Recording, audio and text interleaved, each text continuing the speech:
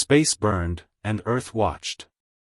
From the ancient civilizations of the galactic core to the scattered colonies clinging to dim stars at the rim, the Great War devoured everything.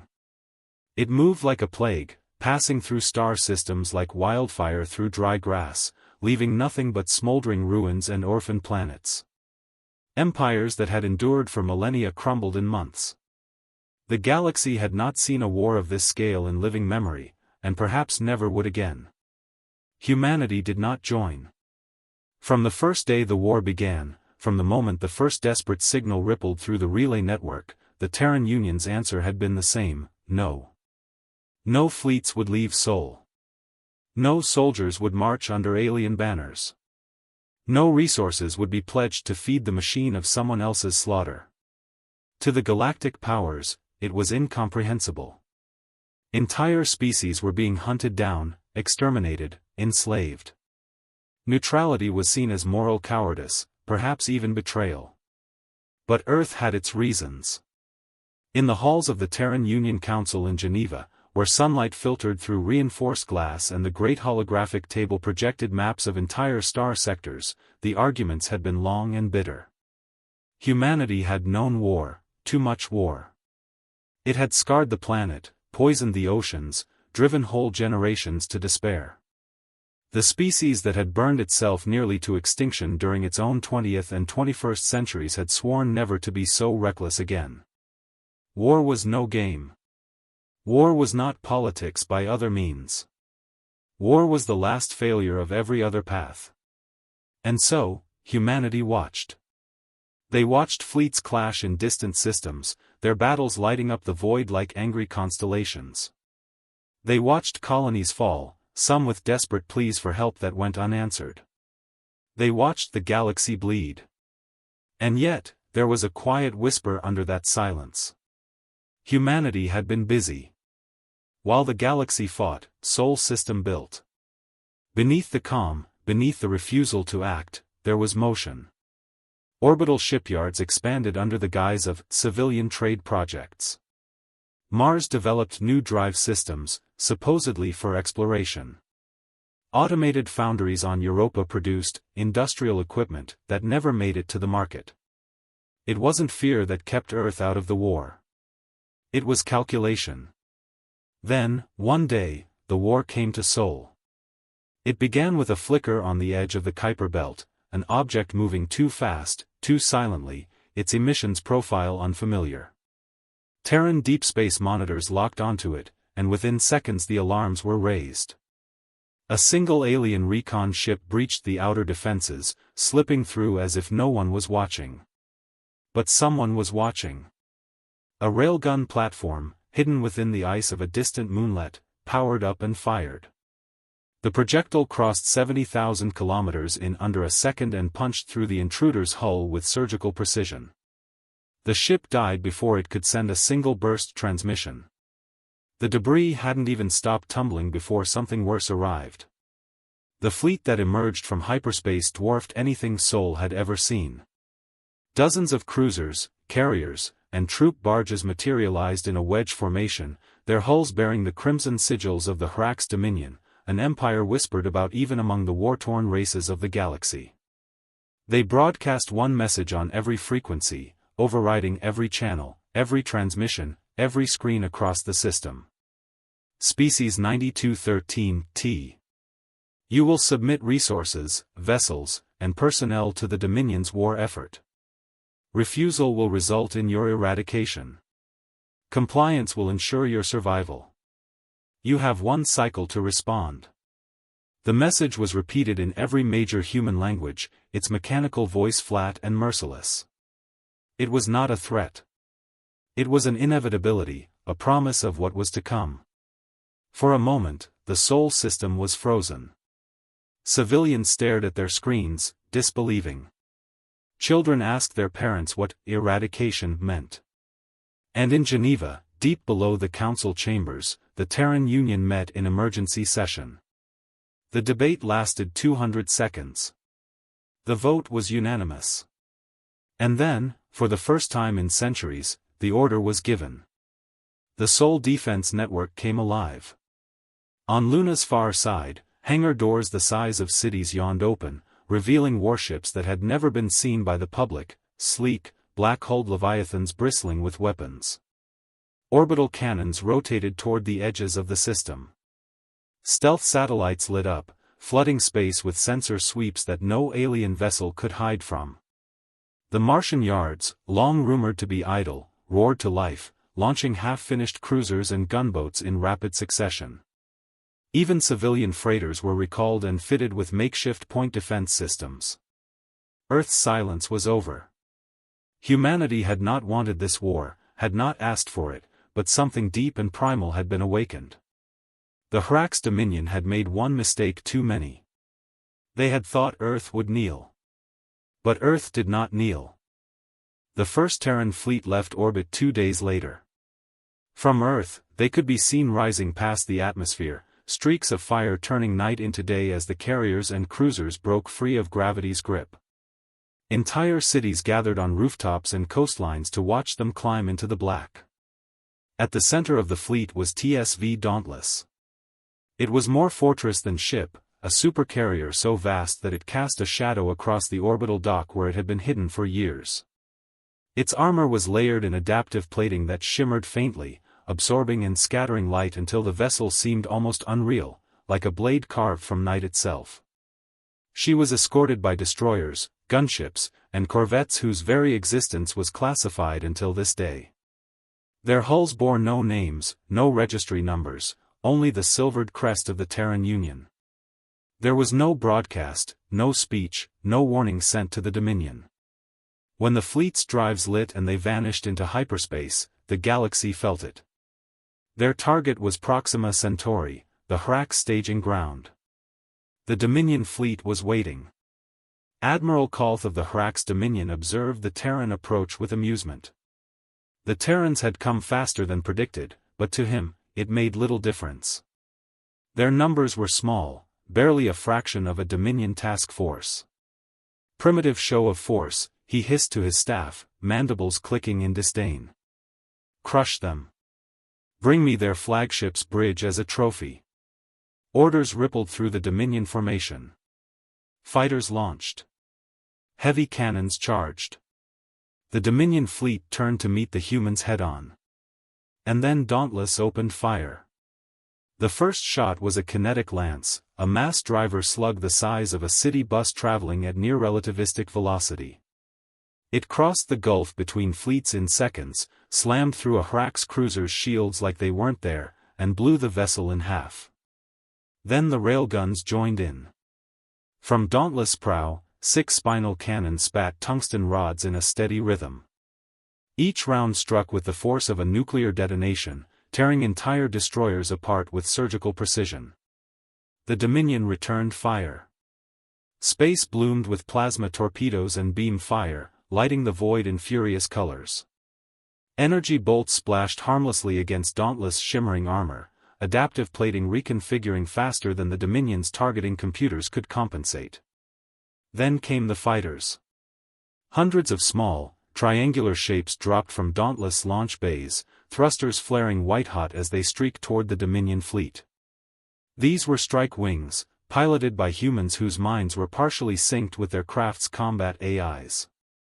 They did not fly like machines. They flew like predators, darting, twisting, breaking formation only to converge again like a school of knives. They wove through enemy fire, punching holes in Hrax shields and disabling weapons with precision shots. Impossible, Admiral Kolth muttered, mandibles twitching as ship after ship vanished from his tactical display. Their patterns make no sense. There. His words were cut off as one of the Dominion carriers exploded, a chain reaction tearing it apart from bow to stern. The Dominion fleet tried to regroup. Dauntless pressed forward. She was a leviathan among minnows, firing as she advanced, her guns thundering with relentless rhythm. Enemy cruisers were reduced to glowing wreckage, their debris fields scattering like broken glass. Within hours, the battle was over. The few Hrax ships that survived attempted to flee. Humanity didn't let them. Long-range coil guns reached out across millions of kilometers, striking the fleeing vessels with brutal accuracy. Escape pods were tractor-locked and captured.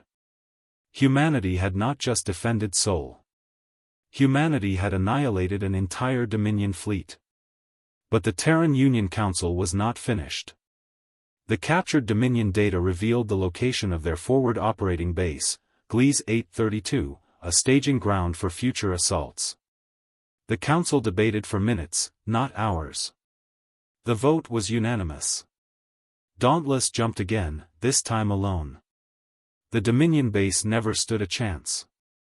When Dauntless dropped out of hyperspace, the Hrax fleet was caught in disarray, half their ships still undergoing repairs, half docked to refuel. Dauntless struck first, and she struck hard. Her spinal railguns shredded ship skeletons before they were ever finished.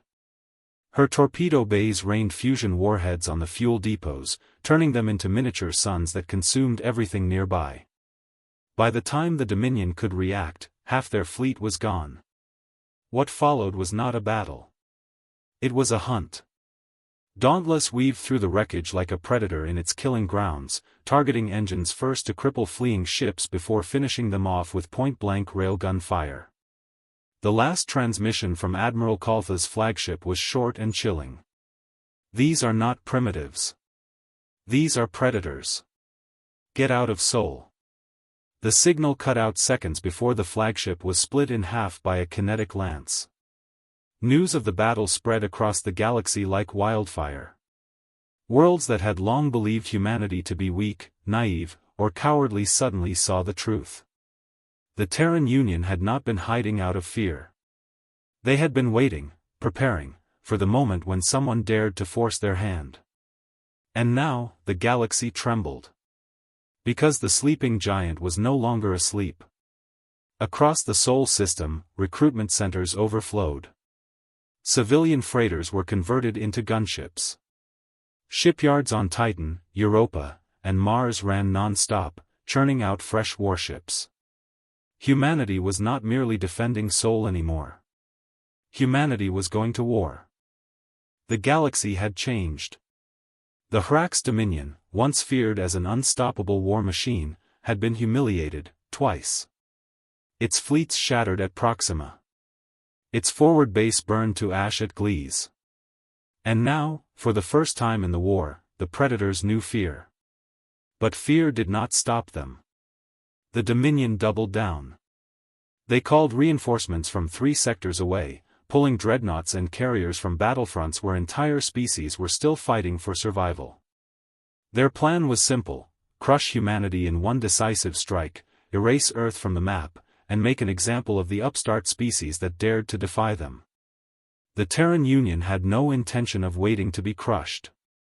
By the time the Dominion reinforcements reached striking distance, humanity was ready.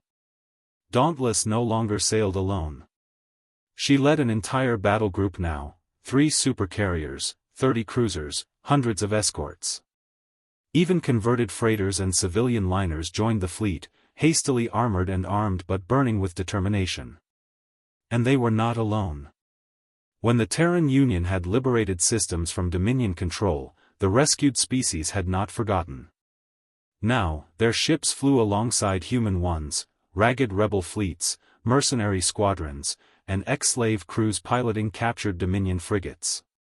The galaxy, tired of endless slaughter, had found a flag worth rallying behind. This was no longer just humanity's war.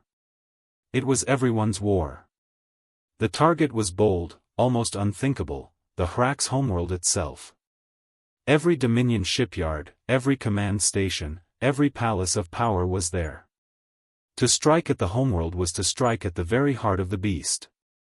As the Allied fleet approached, the Hrax met them with everything they had left. The void above the homeworld filled with warships.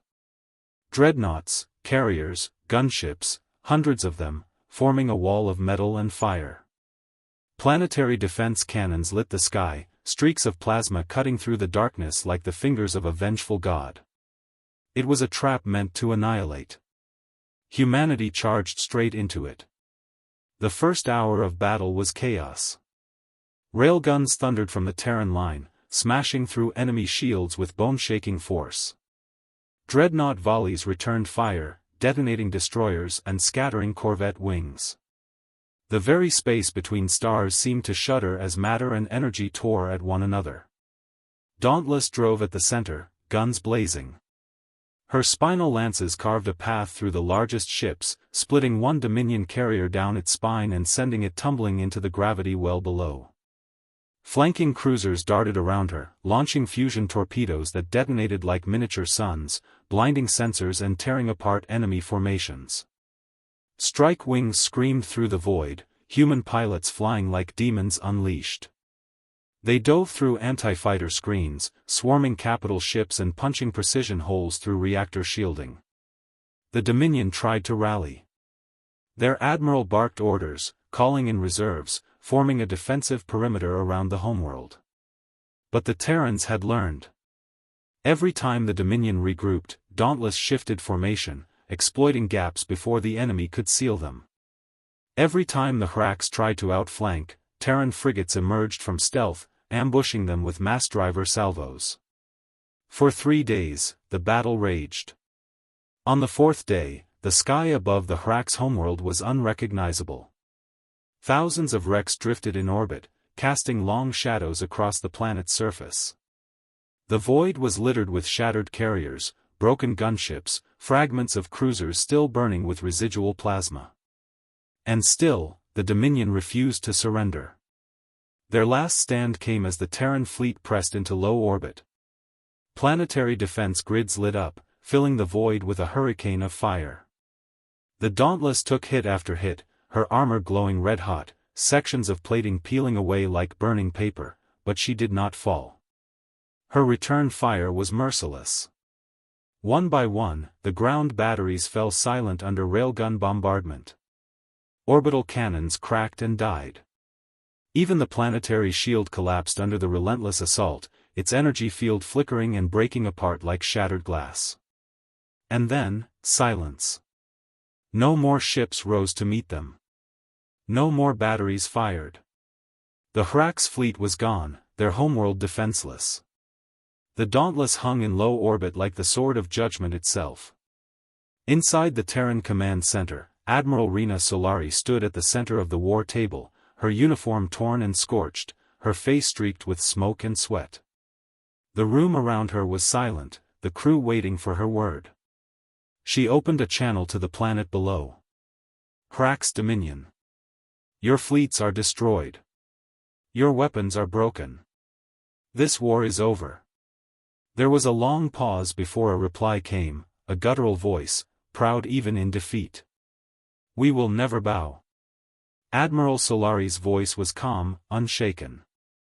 You don't have to bow. You only have to stop. And for the first time in 20 years, the Dominion stood down. The surrender that followed sent shockwaves through the galaxy. A war that had consumed generations was finally over, not ended by the great Concord fleets, not by ancient empires, but by a species that, only months before, had been called cowards for refusing to fight. Humanity did not demand tribute. They did not conquer. They rebuilt. The Terran Union sent engineers, medics, and peacekeepers to the liberated worlds. They offered the Hrax a choice: remain isolated, or join a new galactic coalition where war was no longer the first answer to every problem. And, slowly, even the Dominion accepted. Back on Earth, the world watched as the fleet returned. Cities erupted with cheers as the black silhouettes of the warships descended through the atmosphere, trailing fire like falling stars. Children waved Terran flags from rooftops. Families wept as soldiers came home. In Geneva, the Terran Union Council met one final time to vote. For centuries, humanity had refused to join the galaxy's wars. They had stayed apart, a lone voice saying no to endless bloodshed. But now the vote was unanimous. Humanity would no longer stand aside. They would not be an isolated power, nor a reluctant participant. They would lead. The era of neutrality was over. The sleeping giant had woken, and the galaxy would never be the same.